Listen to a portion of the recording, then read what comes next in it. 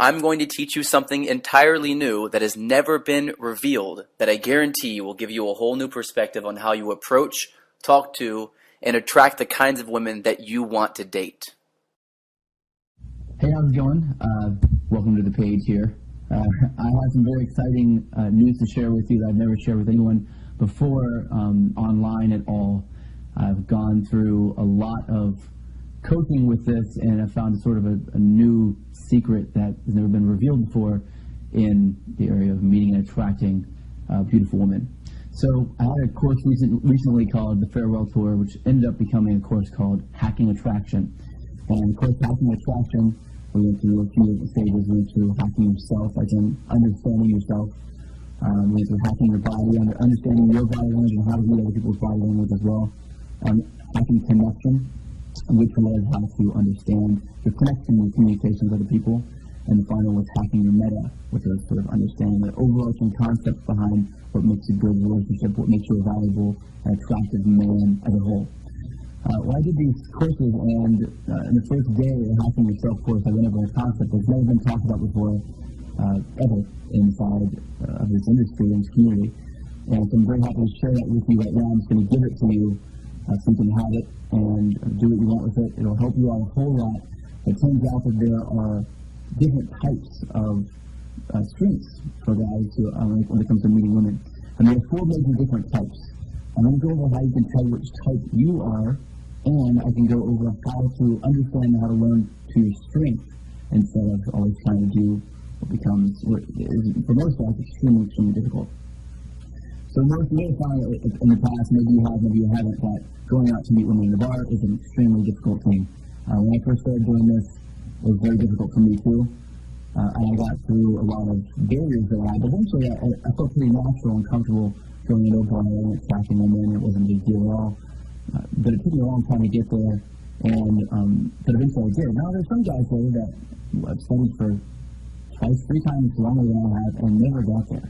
And you know, pure professional skill, they just don't like to go out to a bar, and they don't like to meet women in a bar. It's hard for them. It's not hard for them, but it's like everything that is in their part of their personality is kind of stopping them from letting it happen. It's like they're self-sabotaging. They don't actually go home with girls. They don't connect with girls. It's very difficult for them to get overloaded very quickly, and so their state drops, which means that they get less comfortable. So what I found out from studying these different types and going through a lot of personality typing and using a lot of Myers-Briggs typing systems and other types of systems as well, is that there are 2 major components that will decide whether or not you're going to be good with women in a bar. And these, if you have these natural way you process things, you have these 2 things in a certain quadrant, then you're really good at that. This is how it is. But if not, you're not playing your strength. And there's another way you can go about meeting women that will be extremely natural for you, that will give you a ton of success, and will happen instantly instead of taking years and years and years of studying with no results. So I'm going to talk about that right now. The first thing I'm going to ask you is that you're going to see a picture come up on the screen, and it's I want you to compare these 2 things on the screen. Take the time, however that means, just do it immediately. Write down at least 5 things. You need to pause the video and look at them, and then pause the video and look at them, and then take your time with it. Write down 5 things, whatever comes to your head, just write down immediately. And now I want to answer a really simple question. My question is, it's going to seem like a non-sequitur, like it's not important, but it's very, very important. When you think back on whether or not you are either always on time or early, so usually early to some place whenever you're trying to meet someone, or you're on time pretty consistently, or you're always a little bit late. Now, you're going to think, of course, everyone's a little bit late, or everyone's on time or early, or people who are good at business are on time or early. You're going to have all these different concepts in your head as to why it is. But don't think about any of those reasons. They're completely BS, and I don't need you to think about those. There's no right or wrong answer. You have to just think about what is true for you. So, think about that for a second, and then write down what the answer is. You may find that sometimes you're early or on time, and sometimes you're late. Whichever one is naturally, you're naturally on time or early, and naturally a little bit late. Whichever one's natural for you, just write that down. So, what I found, you're going to see another picture on the screen here, is that there are 4 different types of guys. strengths that guys have that allow them to either meet women in bars, meet women in coffee shops, or daytime, nighttime, things like this. And they are all conducive for a certain style for you. If you've noticed, there's a lot of different guys that teach classes that they're saying completely different things. And you'll have a guy like, for example, David White, who's a pretty famous dating coach, who touts that he never says that anyone should ever go to a bar to meet women because the women there are very low caliber, as this is saying. And then there are people like Jonathan Hudson, who there's a lifestyle change. It's a very different concept. It's create a lifestyle so that you attract them naturally. And there are people like Kelly Kellum and of course, Eric Markovic or Mystery, that teach different schools of thought where you go out and you actually meet these women. Now, what they're doing, and it's very easy to say one's right or one's wrong, but the truth is that they're all right. Or, if you want to say this way, they're all wrong, but I'm just a positive guy, so I'm going to say they're all right. They're all right styles. It's just that they appeal to different types of strengths and different kinds of guys. You may find that using a certain method for you works very well, and then someone else tried it, and another method works for them better. That's just how it is. The best thing you do, and usually before you have to go through this process of trying to learn for a long period of time and trying to understand what can you take from little pieces of these different systems that will allow you to actually build your own system, which takes a lot of time, from scratch, and that works for you, because really none of the systems will work for everyone. This is the first one I've ever seen a way to synthesize other systems and understand yourself so that you choose the right path and you don't waste years of your life trying to run around and collect these things. When I chose to run around and collect things, I didn't know this at the time, but if I had known this, it would have saved me several years. I would have been very successful very quickly, because I spent years before I got into this just focusing on other things that were a waste of my time. And not only a waste of my time, it made me worse with women in the long run. I had to unlearn those bad habits. So, if you look at the screen now, we'll see there's four quadrants on the screen. You'll see two intersecting lines. On the top, you'll see D for difference. The bottom, you'll see S for sameness. On the left, you'll see P for perceiver, and then right, you'll see J for judger. Now, these are the different types, and how you answer the first two questions are going to decide where and which quadrant you exist. When I ask you about, to compare the two items on the screen, what did you write down? Did you write down, well, they're both this, they're both that, they both look like this thing, they both look the same way in this thing?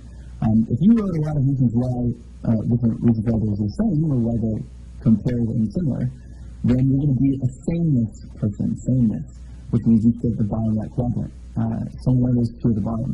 If you said how they're different almost exclusively, then you are a difference person, which means a little bit slightly different, which means spaced a little bit different way.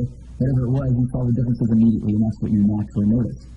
Now, you're not going to think that you're different because of that. You're going to think that everyone thinks this way, and if they don't think this way, they're weird. But that's not really the case. Everybody's different, and everyone's a different level of this too. If you found that maybe you had a mixture, some things in the beginning were different, some things were sameness at the end, it was a different sameness, it was kind of melded together, and you can't really tell which one you are. You may be very flexible in that as well. But if you have a very clear understanding, and you can choose which one you are, then do that now. Now, the other one is, are you usually on time or early, or usually a little bit late? If you were a little bit late, like myself, then you are a perceiver. You're on the left side. The perceivers are perceive time in the moment. Perceivers are generally more equipped to take in information very quickly. So a bar environment might be better for a perceiver. Whereas if you said you're always on time or early, you have a sense of your environment that you think is solid, and you decide about it. You make a decision about your environment, and you feel safe and comfortable in that environment once you understand it.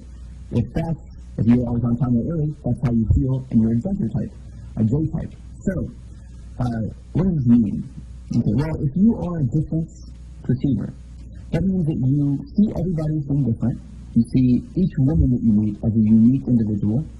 You can't help but notice the difference in everybody. It also means that you think about your lessons and how you've learned and things you screwed up. You learn from them faster because when you screw up twice, you go, how was the last time different than this time? Or if you were successful the next time, you go, how was this success different than the last failure? So you naturally get really, really, really good at learning lessons very quickly. Now, If you're a perceiver, as well as a difference person, then the perceiver means you're going to be really good at taking in information in a very fast way. So in a high impact environment like a loud bar or a club, someplace where there's a lot of action. So if you said that you're always a little bit late, and you said that you saw how the two items are very different, then you are what's called a super learner. A super learner is the top left quadrant. These are the only kinds of guys that are equipped naturally to go meet women in bars. This is your natural strength. If you haven't been doing it or got a hard time doing it, and you're still trying to go out and approach women, this squad is also called target hunters. You see a target, you see somebody that you like, and you see how they're specifically different and what separates them from everybody else, and you hunt to go get them. And that's how you meet women. That's your natural strength to meet women. That's only one quadrant, which is only, it's even less than, if it was an even split, it would be only 25% of guys. Now, what about the other 75% of guys that aren't naturally good at that? Well, you have a different style. And so I'm going to tell you a little bit about that right now. I'm a super learner. I'm a target hunter, just like the top left quadrant. I am naturally good at approaching women in bars. And I wasn't in the beginning, but that was my natural strength. So when I started learning about it, I got very good very quickly. So over a period of time, I understood that that was really where I needed to be, and I started doing that specifically, and it started really working for me. But if you find that that's not how it is for you, you probably try to listen to a lot of guys teaching you how to do that thing, and you probably couldn't listen very well because it just doesn't speak to you. So I found that students who are super learners, who are in my quadrant, tend to connect with me a lot faster. Not only is different quadrants, I understand how to speak to everybody, so it's a little bit different. But before, I would just speak to my own quadrant, which is what we naturally do. And I suggest that you find a coach and a course that teaches to your quadrant specifically. I'll give you some suggestions for those coaches in a moment, but for now, I'm going to move on to the second quadrant. Now, I'd say that you found how both those things were different, so you're a different person, but you like, you're a little bit, always earlier around time, you like an environment that you are very comfortable with, and you need to know your environment, and you don't like bars at all, and you're terrible at that. Now, if you're terrible at approaching women in bars, and you find that you're a perceiver, it's probably because you just haven't worked that muscle out yet, that perceiver muscle out yet, and you haven't gone out and learned the skills you need yet, so you really should study that. But if you're a judger, then you are in the top right quadrant. Top right quadrant, people are super connectors. These people are, instead of being target hunters like the super learners, these people are target gatherers. They like to be in an environment that they can control, and so they usually pick quieter environments. Places where they already naturally have value and they're comfortable. But because they see your value is different, they see the differences in every single build they meet, they can connect on a really strong level, a lot better than most people can. So if you found that you are a judger, difference person, then you'll find that you're very, very good at building rapport. You can connect with somebody. Now, your very good rapport is also going to rely on a couple other concepts as well, whether or not you have an internal versus an external frame, a couple other things too, but we'll get into that in another video sometime. But for now, just know that your natural strength is going to be a place that you're comfortable with, possibly even back at your apartment, something. Well, I could usually going to go out to a place, but at least some place that you're comfortable with, because you're a judger type, you're going to want to understand your environment. But you can also take in lessons very quickly, and you see everyone is very different, so you're going to be able to connect with these women, see what makes them unique, see what makes them special, and automatically connect with that concept. So if you're a super connector, you're going to want to focus a lot on rapport. You're also going to want to focus a lot on online gaming. Dating women online is going to be very fun for you because you'll get into an environment where you're alone, relatively, where you are, most of the stuff is done for you, like the kind of high impact stuff, and you get straight to the rapport phase when you meet them. You're also going to know how to build attraction very quickly by using body language, and then jump to the rapport where your strength is, where you can really connect and really build trust in that environment. But let's say you said you saw the two items on the screen, you're the same. You're a sameness person.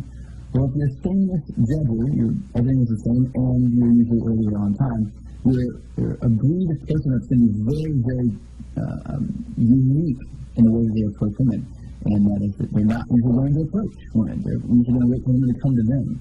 But this is a system that has not been taught very well in the past, and because it's the exact opposite quadrant as what has been taught for the super learners, which is my quadrant, most guys tend to think that it's wrong, but it's not wrong. The bottom right quadrant are the numbers gatherers. These people who see everyone as the same, or see women as the same generally. So you have to have a lot of numbers going through. You have to have a lot of women coming through your filter. Lots of women coming into your life and going out of your life constantly. You need to have a lot of females in your world at all times. But you're also a judger, so you want to have a comfortable environment as well. So you're going to be having women come to you, and there's going to be a lot of them coming to you. The perceived famous people are numbers hunters. Numbers hunters are also known as super skilled. So it means that if you are a numbers hunter, if you're in the bottom left quadrant, and you find that when you're in an environment that you don't know very well, a very high impact environment, you feel comfortable taking information quickly, but everyone just seems the same to you, you're going to need to approach a lot of women in order to get the kind of results that you need, because that's your strength. So the style for approaching lots and lots of women, the numbers game, is going to speak to you mostly. It doesn't speak to me, it won't speak to any other quadrant, it will speak to you specifically. If you find that's who you are, then use that strength to your advantage. I highly recommend you use that strength to your advantage, and you find a coach that teaches specifically that style and talks more to, something that's going to be easy for you to do. Now, once you've handled your strength and you've handled that quadrant, you feel like you've gotten really good at it, then you're going to go out to your secondary strength, and then what's called your tertiary strength, and then finally to your weakness. The quadrant is a worse at. The one that's the hardest, the one that's farthest away, the one that's catty corner to your quadrant, whichever one you're in. I'd say that I was, because I'm a super learner, my top left quadrant is my quadrant. So since I'm a perceiver difference person, and because I see everybody as being different more so than I am a perceiver, more than I'm always late, that would mean my secondary would be on the judger side of the difference, so the top right quadrant, which would be a super connector. So if you look at my strengths is I can learn very quickly and I can go out to a bar and meet women. My secondary strength is I can connect with her really, really well. If you know me as a person, you know it's about me. And this is my natural strength. My third, my tertiary, is going to be the other one that's not the catty corner one, the one that's left. And that's going to be the super skilled side. And then my weakness is the super framer side. So when I started this, I started learning how to start strengthening my weakness, which is what most guys do, and I got really frustrated until I found my strength, which happened to be approaching women in bars. If you're still frustrated and you're trying to approach women in bars, you probably don't have that as your strength. You need to build up your strength first, get success there, get comfortable, know that's what your strength is, and fall back on it whenever things start to get hard, and then start to work on your weaknesses. If you're interested in learning a lot more about your type and how to use your natural superpowers to attract women without effort, then click on the link below and come to my seminar. I'm teaching a 3-day Hacking Attraction seminar in New York City on February 4th and one more in Los Angeles on February 18th. There's very limited seating in this class, and the last time I offered a Hacking Attraction bootcamp, it sold out 5 days after I posted it on Facebook, and these classes are definitely going to fill up immediately. But if you're seeing this video, that means that I still have some seats left in the course. So if you are thinking about coming, now's the time to reserve your seat. This seminar is 3 days long on the 4th, 5th, and 6th of February in New York City, and on the 18th, 19th, and 20th in Los Angeles. The price for my Hacking Attraction course is normally $1,700, but if you order from this page right now, I'll give you a $1,000 discount to the program. And that means you'll get to sit in, ask questions, and learn directly from me for just $700. It's a new year, and I really want to celebrate the fact that 2010 is finally over, and this $1,000 discount is my gift to you. But get a seat quickly because, like I said, these seminars always sell out, and it'll likely be a while before I have enough time to do another tour. So what I want you to do now is click on the Add to Cart button, and I'll contact you shortly with exact location details of the program. Good luck, and I look forward to meeting you.